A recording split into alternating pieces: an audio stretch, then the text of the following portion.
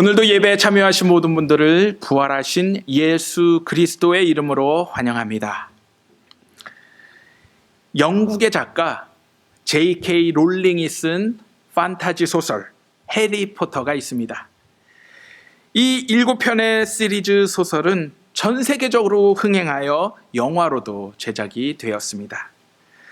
저희 집 아이들도 이 소설을 너무도 좋아하여 전집으로 소유하고 있고 영화도 몇 번씩이나 반복해서 보는 것을 보았습니다.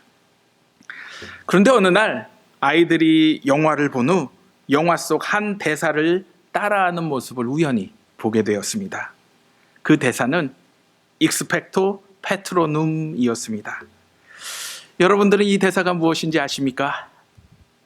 이 대사는 영화 속에서 사람의 영혼을 빼앗아가는 디멘터, 즉 무시무시한 지옥의 간수들을 물리치는 마법의 주문입니다. 그래서 디멘터가 나타나면 수많은 주문들 가운데 꼭 이 주문만을 기억해서 사용해야 합니다. 그래야만 이 무시무시한 디멘터들을 물리칠 수가 있습니다. 이 외의 다른 주문들은 아무리 반복해서 사용해도 디멘터들에게는 아무런 영향도 미치지 못합니다. 우리 믿음의 사람들에게도 이 같은 마법의 주문은 아니지만 거의 주문에 가까운 기도가 있습니다. 그것은 주기도문입니다. 이 주기도문은 오늘 우리에게 주신 마태복음 6장과 누가복음 11장에 등장하는 말씀으로서 예수님께서 직접 제자들에게 가르치시고 알려주신 기도입니다. 특히 오늘 본문 말씀인 마태복음 6장 9절을 보면 예수님은 제자들에게 너희는 이렇게 기도하라 라고 명령적인 어조로 말씀하셨습니다. 하지만 오늘 교회에서 이 주기도문은 마치 모든 교회의 회의나 혹은 순서를 마감하는 신호와 같이 사용됨으로써 마치 모임을 끝마치는 주문과 같이 사용이 되고 있습니다. 물론 주기도문으로 회의나 혹은 모든 순서를 마치는 것이 나쁜 것은 아닙니다. 다만 우리가 잊지 말아야 할 사실은 주님이 알려주신 소중한 주기도문이 아무런 의미 없이 그저 모임을 마무리하는 주문과 같이 낭송되고 반복되고 있다면 그것은 결코 주님이 원하지 않는다라는 사실입니다. 그렇다면 도대체 주기도문에는 무엇이 담겨 있기에 예수님께서 제자들에게 이렇게 기도하라라고 말씀해 주셨을까요? 엄밀히 말해 주기도문은 예수 그리스도를 믿는 믿음을 통해 이제 하나님의 자녀가 된 하나님의 백성들이 어떠한 모습과 자세를 가지고 이 땅을 살아가야 하는지 함축적으로 말씀해 주고 있습니다. 이러한 이유로 초기 기독교 공동체에서는 주기도문은 오직 세례를 받은 자들만이 고백할 수 있었고 동시에 주기도문을 통해 지속적으로 하나님의 뜻과 말씀을 따르겠다는 공개적인 서약을 하였습니다. 이러한 주기도문에는 7가지의 청원이 들어있습니다. 즉 하나님의 이름, 하나님의 나라, 하나님의 뜻, 바로 하나님에 대한 3가지의 청원과 우리의 양식, 우리의 빚, 우리의 유혹, 그리고 우리의 악으로 대표되는 우리 삶에 관한 4가지의 청원입니다. 그러므로 주기도문의 형식은 하나님의 다스림 아래에서 우리의 삶을 과연 어떻게 꾸려나가야 하는지를 자세하고도 생생히 보여주고 있는 말씀이 되는 것입니다. 먼저 주기도문은 하늘에 계신 우리 아버지여 이름이 거룩히 여김을 받으시오며로 시작이 됩니다.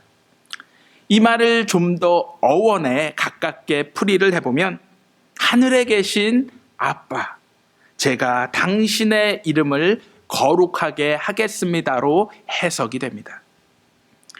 그 당시 유대인들의 문화에서는 감히 하나님을 아버지 혹은 아빠라 부를 수가 없었습니다. 만약 사람들 앞에서 하나님을 그렇게 부른다라면 그는 즉시 신성모독죄로 체포되어 처벌을 받았습니다. 하지만 예수님은 제자들에게 하나님을 아빠라 부르라고 알려주셨습니다. 왜냐하면 이제 예수 그리스도를 통해 믿음으로 거듭난 사람들은 하나님과 새로운 관계를 가지게 되었기 때문입니다. 그 관계는 다름 아닌 아버지와 자녀의 관계입니다. 다시 말해 하나님은 이제 하나님의 자녀가 된 우리들에게 과연 무엇이 필요한지 세세한 것까지 아시며 그것을 기꺼이 공급해 주시는 분이 되시는 것입니다. 그러므로 그분의 자녀가 된 우리들은 이제 자신에게 필요한 무엇인가를 구하는 기도를 멈추고 우리의 모든 필요와 요구를 이미 아시고 부족함 없이 채워주시는 하나님의 이름을 거룩하게 여기는 삶을 살아가야 하는 것입니다. 다시 말해 이제는 나를 위한 삶이 아닌 하나님의 이름이 거룩하게 여김을 받도록 하나님을 위해서 살겠다라는 결단이 바로 이름이 거룩히 여김을 받으시오며의 참 뜻인 것입니다. 다음으로 예수님은 나라가 임하시오며 뜻이 하늘에서 이루어진 것 같이 땅에서도 이루어지이다라고 기도하도록 말씀하셨습니다. 이 뜻은 제가 아빠의 나라가 임하도록 하겠으며 아빠의 뜻이 하늘에서와 같이 이 땅에서도 이루어지도록 하겠습니다라는 뜻으로 해석이 됩니다. 하나님의 나라는 아주 먼 미래에 다가올 신비한 나라가 아닌 예수 그리스도와 함께 이미 우리 가운데에서 시작된 나라입니다. 그러므로 하나님의 자녀가 된 우리 모두는 하나님의 뜻이 우리 가운데에서 온전히 이루어지는 하나님 나라를 위해 헌신하며 기도하는 삶을 살아야 하는 것입니다. 그 모습은 마치 하나님의 뜻이 하늘에서 충만한 것과 같이 우리가 사는 이 세상에서도 충만한 것이 되는 것입니다. 물론 하나님의 나라와 그분의 뜻을 실천하는 삶은 우리의 의지로는 전적으로 불가능합니다. 하지만 예수님께서 광야의 시험을 하나님의 뜻과 말씀으로 이겨내셨듯이 우리도 주님이 주시는 힘과 능력을 의지하고 바라보며 나아간다라면 그 어떤 유혹과 시험에도 능히 이겨낼 수 있음을 믿으시기 바랍니다.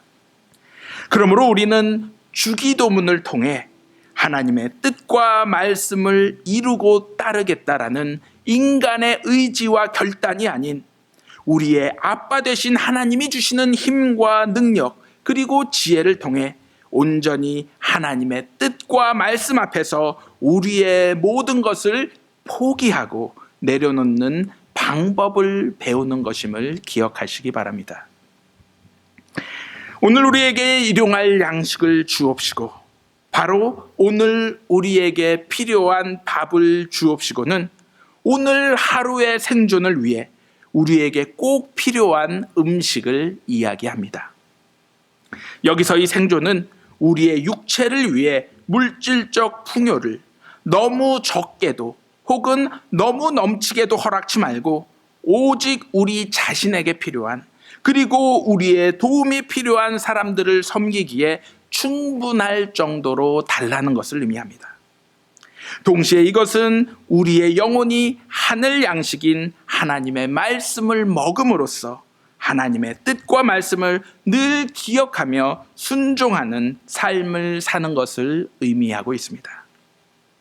다음으로 우리가 우리에게 죄 지은 자를 사하여 준 것 같이 우리 죄를 사하여 주옵시고는 우리가 우리의 빚진 자들에게 용서해 준 것과 같이 우리의 빚을 용서해 주옵시고로 해석이 됩니다. 왜냐하면 구약 성경에서는 죄를 하나님에 대한 우리의 빚으로 해석하고 있기 때문입니다.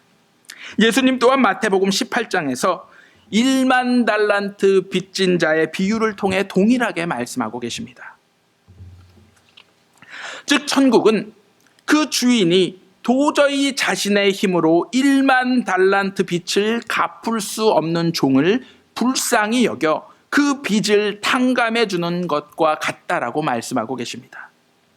하지만 그 탕감받은 종은 자신이 받은 은혜를 잊어버리고 자신에게 겨우 100데나리온 빚을 진 동료를 용서하지 않고 그 빚을 모두 갚을 때까지 감옥에 가두어 두게 됩니다. 이 소식을 전해 들은 주인은 그를 다시 불러다가 이렇게 이야기를 합니다. 악한 종아, 내가 간절히 빌기에 내가 너의 빚을 전부 탕감해 주었거늘 내가 너를 불쌍히 여김과 같이 너도 내 동료를 불쌍히 여김이 마땅하지 않겠느냐. 이 말이 끝난 후 주인은 크게 노하여 그 종에게 다시 모든 빚을 갚도록 명령하였습니다. 그 후 예수님께서는 너희가 자기 형제의 허물과 잘못을 마음으로 용서하지 않으면 하늘에 계신 내 아버지께서도 너희에게 이와 같이 하실 것이라 말씀하셨습니다. 어찌 보면 예수님의 이 비유에서 1만 달란트를 탕감받은 종은 자비로운 하나님의 용서를 마음 깊이 체험하지 못한 것으로 보입니다. 그 결과 그는 다시 무거운 빚, 바로 죄의 짐을 짊어지게 되었던 것입니다. 이것은 우리들도 마찬가지입니다. 우리의 모든 죄악을 은혜롭고 자비로우신 하나님이 용서하셨다라는 사실을 마음 깊이 감사하게 될 때 우리는 다른 사람들의 잘못과 허물 그리고 그러한 모든 것들을 너그러이 용서할 수 있게 되는 것입니다. 혹시 우리가 여전히 다른 누군가를 용서하지 못하고 그 사람을 마음에 두고 있다라면 다시 한번 하나님의 은혜 앞으로 나아가시기 바랍니다. 그리하여 우리에게 지워져 있는 모든 짐들을 하나도 빠짐없이 우리의 아빠 하나님 앞에 내려놓고 주님이 주시는 참 자유와 기쁨을 소유하시기 바랍니다. 다음으로 우리를 시험에 들게 하지 마시옵고 다만 악에서 구하시옵소서. 나라와 권세와 영광이 아버지께 영원히 있사옵나이다. 사실 이 말씀은 우리를 시험으로 빠지지 않게 하시고 악한 자에게서 우리를 구하소서. 왜냐하면 나라와 능력과 영광이 영원토록 아빠에게 속하여 있기 때문입니다로 해석이 됩니다. 여기서의 시험은 우리를 범죄하도록 부추기는 상황을 말하는 것이 아닙니다. 다시 말해 예수님께 이 주기도문을 배워 제자들이 매일같이 하나님을 향해 드린 기도라는 사실을 생각해 보면 여기서의 시험은 다름 아닌 제자의 길을 포기하도록 만드는 모든 유혹들을 이야기하고 있습니다. 이후 예수님은 겟세마네 동산에서 제자들에게 시험에 들지 않도록 깨어 기도하라라고 다시 말씀해 주셨습니다. 즉 우리는 오직 깨어 기도함으로써 예수님을 버리지 않고 또한 하나님의 자녀가 됨을 포기하지 않는 삶을 살아갈 수 있음을 오늘 이 말씀을 통해 기억하시기 바랍니다. 또한 예수님은 악한 자와 대적하지 말라고 말씀하십니다. 오히려 그가 오른밤을 치면 왼밤도 내어주라 말씀하십니다. 예수님은 왜 그러하셨을까요? 왜냐하면 우리가 우리의 힘과 능력을 앞세워 악한 자를 대적하게 될 때 우리 또한 의도하던 의도하지 않던 자연스럽게 악의 길로 들어서기 때문입니다. 물론 누군가가 나를 이용해 어떤 불이한 이익을 취득하려 한다면 막을 수 있으면 우리는 반드시 막아야 할 것입니다. 하지만 도무지 피할 수 없는 상황이라면 차라리 기쁜 마음으로 자신의 것을 내어주고 악한 자에게서 벗어나라고 예수님은 우리들에게 도전의 말씀을 하고 계십니다. 이것은 참 어려운 명령입니다. 눈에는 눈, 이에는 이로 갚아주어야 하는데 예수님은 오히려 악한 자들의 요구에 더 줌으로써 그곳에서부터 멀어질 것을 말씀하고 계십니다. 하지만 성경에서 하나님 마음에 합한 사람들의 모습을 보면 자신의 힘과 능력 그리고 혈기를 앞세운 자들이 아닌 마지막까지 묵묵히 하나님의 말씀을 믿고 신뢰한 자들임을 발견하게 됩니다. 아브라함은 롯이 가장 먼저 좋은 땅을 차지하기 위해 자신의 권리를 주장할 때 그와 맞서지 않고 오히려 내가 왼쪽으로 가면 나는 오른쪽으로 가겠다라고 이야기했습니다. 그는 자신의 권리를 쌓우기보다는 만군의 여호와 하나님 한 분만을 신뢰함으로써 자신의 것을 기꺼이 포기하였습니다. 그렇다면 다윗은 어떻습니까? 사울이 자신을 여러 번 죽이려 했지만 정작 자신이 사울을 죽일 수 있는 기회가 왔을 때 그는 사울을 향해 칼끝을 돌리지 않았습니다. 왜냐하면 다윗은 늘 하나님만을 믿고 신뢰하였기 때문입니다.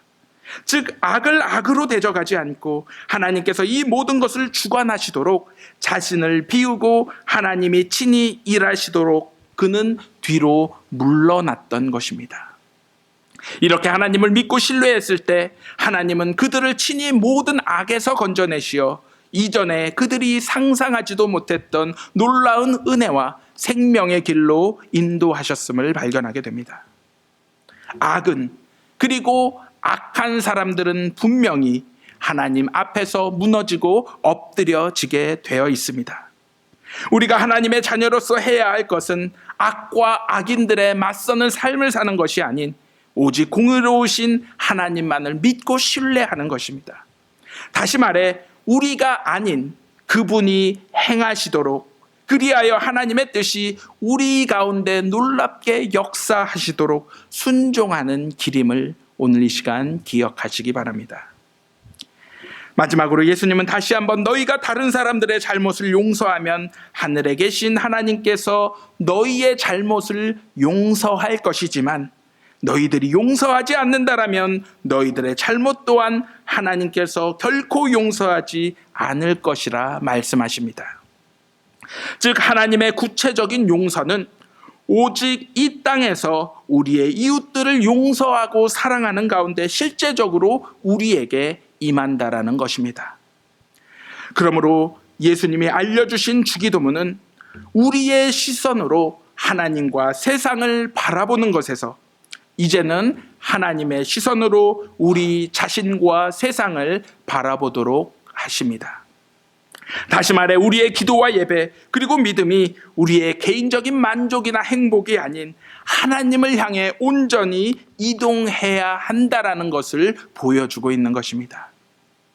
이제 주님이 알려주신 주기도문을 한 문장 한 문장 마음 깊이 되새기며 진심으로 고백함으로써 하나님의 마음을 가지고 우리의 형제 자매들 그리고 세상을 바라본다라면 더 이상 우리의 의지를 앞세우는 삶이 아닌 분명 하나님이 우리의 삶을 이끌어 가시게 됨을 보게 될 줄로 믿습니다. 더 이상 우리가 하는 것이 아닌 우리의 포기와 순종을 통해 하나님이 온전히 일하시게 함으로써 장차 하나님이 계획하시고 허락하시는 놀라운 은혜에 참여하는 저와 여러분들이 되시기를 주님의 이름으로 간절히 기도합니다.